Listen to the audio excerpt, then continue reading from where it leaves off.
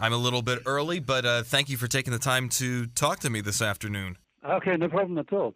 Well, we're in the dead middle of the state where Penn State University is, and we're very excited to have you. I played Penn State in with Crimson, in fact, in 1973. That may have been at Rec Hall, like the old gymnasium that's still That's being right. used. It was, yeah. Well, I'm surprised that you remembered. So you're going to be playing in probably a little bit more of an intimate venue at the State Theater. It holds about 550 people, and hopefully you'll be playing to a packed house that night. And we're trying our best to make sure it is filled for that night. Yeah, great, good. You guys got the original lineup back together a couple years ago. What was really the reason behind that? Did you miss the old gang? You wanted to put out some new material as you had with your new album? What was the drive behind it? Well, all of us felt that there was unfinished business, that the original four had been separated too prematurely. That actually we had this sort of monstrous success, immediate success in '82, and then we were forced back in the studio in '83, which basically we could have toured that first album, for another 3 years. That would still have been okay.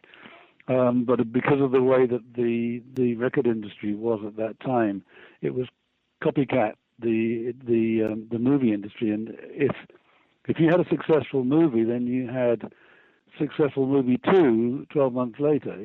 So all of the major movies of the early '80s had sequels, and our album was no exception. So we went straight back into the studio, recorded another album.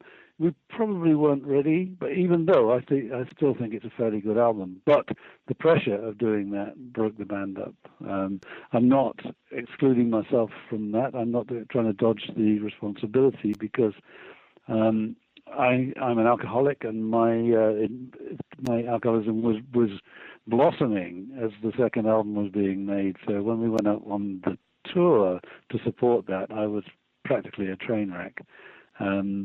So the band then proceeded to break up, and it took another 20-odd years to get the band back together again. We all felt that we could have done better, that we felt that there was unfinished business, and we wanted to kind of set the record straight. There have been so many bits and pieces of Asia in between that time of us breaking up in 83, 84, and 2006, that we thought if anyone deserves the right to put the lid on this, it's these four people. So we reformed. We've had a more successful time as a band than we did first time round. Okay, we haven't sold so many records, but nobody sells records these days. And we've done great on the road. We've had so many tours. We've done a US tour practically every year since 2006. We've done European tours, we've done Japanese tours, we've done UK tours, and we've done South American tours as well. And all with some degree of success. We've had now four studio albums. We had the 3 albums was the original 4, and we've now had a new one, Gravitas, with our new guitar player. And we've had 3 live Blu-rays out. So our output has been 4 times that of the original band. And actually, I can tell you that it's been good fun, Whereas in the original band, it wasn't so much fun. It was more like it being in a business, because that's what the industry demands of you. And I would assume there's less pressure this time around, and that may lend itself to having more fun. Indeed. It means we can take risks in the studio. We can do stuff that we wouldn't normally do. Whereas in the early days, we were kind of railroaded into putting out material of a certain type. This time around, we haven't. We do what we do by what we do naturally. And okay, there's a tendency for Jeff Downs and myself, who write most of the stuff anyway. We do write in a kind of more commercial vein than we tend to write in 4 or 5 minute songs rather than entire suites. But by the same token, we can do what we want basically in the studio. We don't have that many constraints, which these days is a joy. It's a joy. And we have since our new guitar player has been in the band for nearly 2 years now, and people tend to forget that because we haven't appeared with him in the U.S. But we had a new album out, Gravitas, which he played on. We did a German tour. We did some UK dates, and we've done a Japanese tour with Sam, and this will be our first US tour with him. So the band is great on stage, but I think it's better than it's ever been, and we have a good dressing room. To use football parlance, that means that we're a happy band, which is great. That's very good news. Where in the world are you the most surprised by how the audience receives you? That's a good question.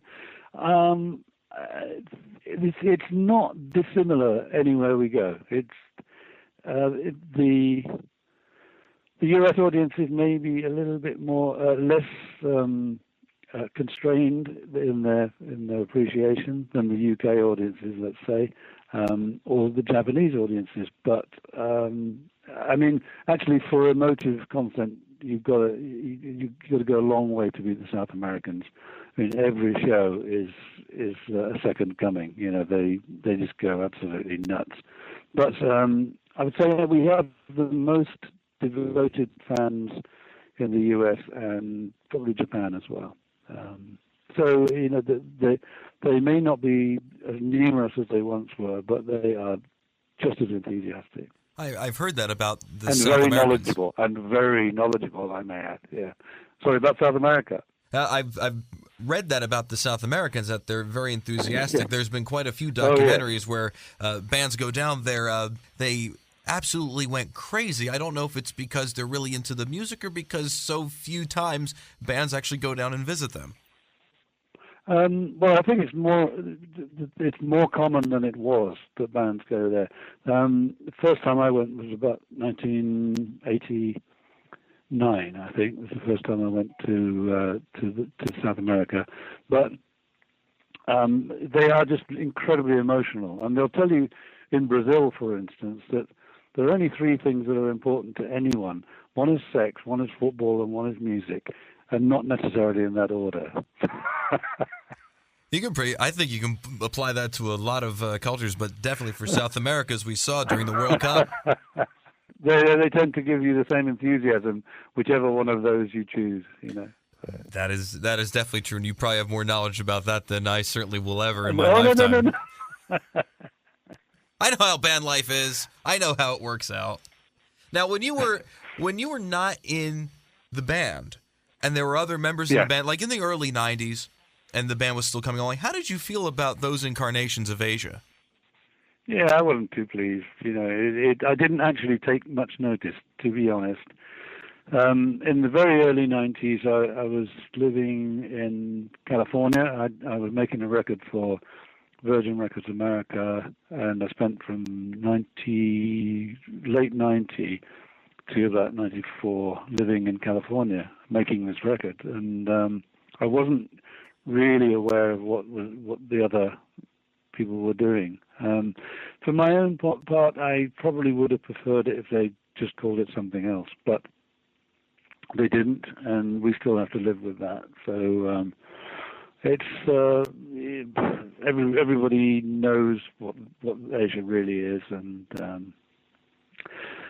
hopefully that won't be too much of a problem. I mean, it's we came to an understanding with the other guy that uses the name, and it's made the best man win, really. You know, we just plow our own furrows, and but it's all a little bit ragged. I kind of wish they'd called it something else.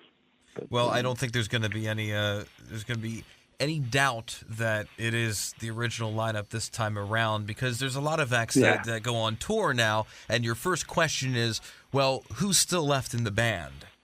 Yeah. I know. There are some bands where there probably aren't any original members left. They've all been replaced one by one. There are a few bands that I know, a few major bands where there's only one. I don't know what happens when he kicks the bucket, but You're getting pretty much the original band. You're getting the songs the way they were originally played, and that's a very important thing from the people who played them. Do you still consider yourselves a supergroup? Did you think of that of yourselves when you first formed in the early 80s? No. He's like, we're going to be a supergroup and we're going to go take down the world. No, we didn't. We didn't think of it that way at all. We at that time, you have to remember, London was a much smaller place than it is now. Going back 30 years, we all knew each other. We were all grown up in that city together in competitive bands. You know, in the 70s, you could go to the Marquee Club and you might see any one of our individual bands. You might see King Crimson one night. You might see Yes one night. You might see Atomic Rooster one night. You could see them all in the same club. You know, so we kind of all knew each other. London was like a village, and we never thought of it as anything more than four guys who were coming together with a common aim. We never thought of it in terms of taking on the world at all. And the supergroup thing was something that was foisted upon us because it was a convenient peg to hang us on. And if you're writing a headline, it flows off from the pen, doesn't it? You know, new supergroup. And fortunately, we had an album that backed that up. It was like mega successful very quickly, and so they could justify the media could justify the term supergroup. But we never actually coined the phrase ourselves. Never once. And we didn't think of it as being a supergroup at all. Very much a kind of media thing. A marketing tool to sell more tickets and sell more albums. Exactamundo. Well, yeah, I mean, after the first album came out, we didn't really need to sell tickets. They were selling themselves, and the album was selling itself. It all happened very, very quickly, as things did in the 80s, you know, when in the days when one could still sell records, you know. Now, you'll be at the State Theater Thursday, September 18th. Tickets are still on sale now, and I will assume you will be playing a few cuts from your new album, Gravitas. How did that process start, and why even decide to make a new album? Because you could just easily tour and play all the old songs. Is it because you just had these songs that need to get out, that you have something to prove, or it's just fun with the guys? It's It's actually not that much fun making records. It's quite satisfying, but it's not that much fun. There's much more fun playing a live show, much more fun. But Jeff Downes and myself are a kind of machine. You know, we just keep writing stuff, whatever happens. And we thought that it would be, we have a very enthusiastic record company, Frontiers Records, and we thought it would be a good idea to have a kind of calling card which would mark this new chapter in the band's history. So to actually introduce Sam Coulson as a guitar player, we decided to make a new record, and Jeff and I made the album ourselves. We produced the album ourselves. For the first time ever, the band has produced a record, and so you're getting Asia the way the band sees it rather than the way a producer sees it, and I think that is a big difference there. So we know what the songs are, we know the band, we think we know what it should sound like, and that's what you're getting. And it's been very well received. We were really, really pleasantly surprised by how well it was received by public and by the media in general. People tend to like it. They like it, and they like the band live too. And as I said, there's a very good feeling about the band. There's a very good feeling in the dressing room. We're a happy band, and I think that comes across on stage. That's almost like the old saying, happy wife, happy life. Happy band, yeah. Happy concert. Yeah, indeed. I should think about that for the next few hours. Yeah.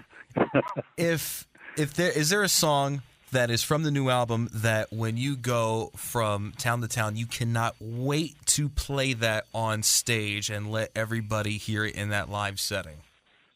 Yeah, from the new album, yeah, Valkyrie. We played Valkyrie at the State Theatre, yeah, for sure.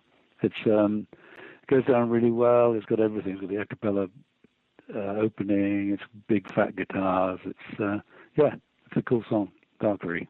Did you end up writing the bulk of that song, you and Jeff? How did that come about? I did, at the very beginning of this chapter of the band, when Steve Howe said that he was leaving, I had the beginnings of I had a chord sequence in my head, and I had a title, Valkyrie, and 4 chords, and it was what I was going to put forward to Jeff the next time we met, that we start work on this song called Valkyrie. And usually we start work on a song first, and then the title will come later. But this time I had this title Valkyrie, and I wanted to write. I knew roughly what the song was going to be about. And when we had to make an announcement fairly quickly after Steve Howe had announced that he was leaving, and we had a date at Sweden Rock, which is the big festival in Sweden. We had a new guitar player. We had an opportunity to make a new album, and we were going out on tour. So we had all these things to announce, which kind of looked like the band had hit the ground running, that we didn't even pause for breath. We just carried on. And part of this was a slight bluff on my part, where I said we had a new album called Valkyrie. It was partially true. I had 4 chords in the title. But when the song was eventually recorded, we had a band meeting, I think, about 6 weeks before the end of the record, and one of the guys, who should be nameless, Carl Palmer, said he found that the Valkyrie title for him was too feminine, that he didn't think it was masculine enough. So I said, well, I could point out that in the actual mythology of it, the Valkyrie has more power than the rest of the gods put together, the males included. But I said, if someone's uncomfortable with it, then I'll see what I've got. And I said, the next song that I'm working on is called Gravitas. And then at that point, the whole room turned around to each other and did high fives and said, that's it, we got it. We got the title, that's the one. So I said, no skin off my nose. It's a great title. But the album will always, to me, be Valkyrie. That's where it started. And that's the lead track. It's the one that we did the video to, and it's the one that got most of the airplay. We'll look forward to hearing that at the State Theater on Thursday, September 18th. We'll be playing all Asia material. All Asia. It's a pure 2 Asia hours show. Of Asia, yeah. Yep, absolutely. So glad to have just guys of your caliber playing, and you've been doing it for a long time, and still at the top of your game. I mean, that's one of the things that doesn't leave you. Athletes can lose a step, but music, it can go for a very long time, and you're showing it off with your new album, Gravitas. Well, thank you, but I think, as they say in sport, form can vary, but class never goes. It stays the same. John Wetton, thank you very much for talking with me this afternoon. Thank you so much indeed. Thank you. See you there.